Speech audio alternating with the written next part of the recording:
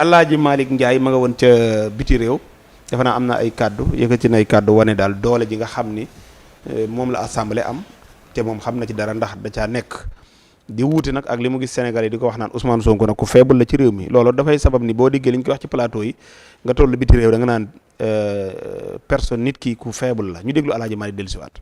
Le pays d'abord. À partir de ce moment, encore une fois, ñëpp ñi nga xam ne ñi ngi rêvé di yuuxu partout crise institutionnelle du am. xam nga lu tax assemblée nationale constitution bi daf ko jox ay prérogatives am.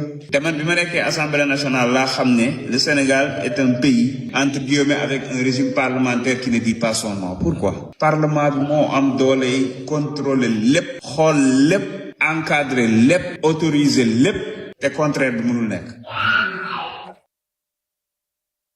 mi ngi noonu moom Alaaji Malick Ndiaye ca biti réew mi ngi cib tukki léegi mu def ay fan ma nga woon foofu la ca biti réew Assane moom nag moom mu jàpp ni par rapport ak li ñu gis ci pénc mi assemblée bi bokk na ci assemblée bi ëpp doole ci assemblée wala boog bu sartonteeg li nga xam ne moom la waxanteeg réewam ci ay institution yoo xam ne daal ngànk na ko waaw am na solo son bi li ma ko doon wax fan yii rek moom moo dikkaat ci El Malick Ndiaye xam nga fan yii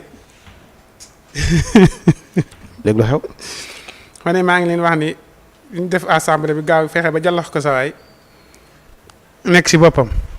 lii nekk ci boppam la.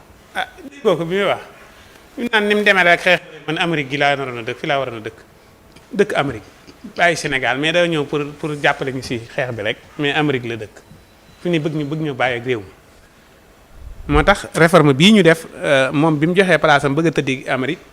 wala bëgg a doon député simple. Assane da ngaa man Assane. waaw jàngat laay def ni problème nga am ak Alaaji Malick Ndiaye. billaahi jàmm ak salaam rek. Alaaji Malick day sama doomu nday di sama xarit. mais bi mu joxee place bi bëgg a doon. député simple doo ko wàcc de. député simple la bëggoon a doon.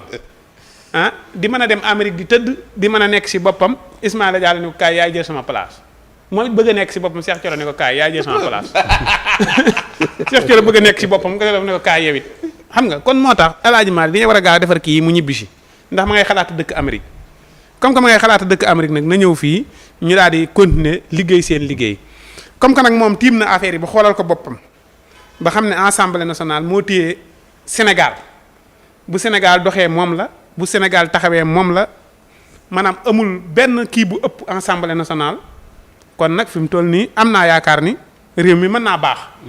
ndax kat Ousmane Sonko bi mu nekkee le premier ministre.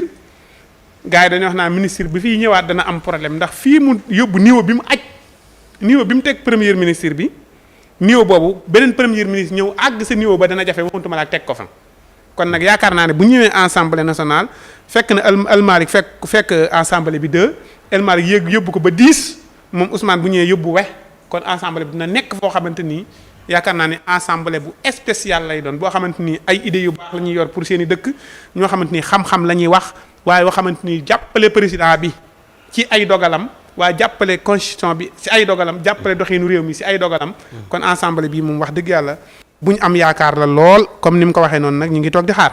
joxe hélas. Alaaji Malick ma nga ci biti réew. waaw am nañu naan mbir buñ dee wax bay wax ci loo xam. xam naa moom bi ñuy wax moom. ba dugg ci lim xam nag moom après ci li génn wane ni. daal moom li nga xam ne yoroon na ko doole ji mu am ci suñu institution yi. bokkul ak leen li nga xam ne moom la ñuy wax ci Ousmane Sonko naan wala boog président.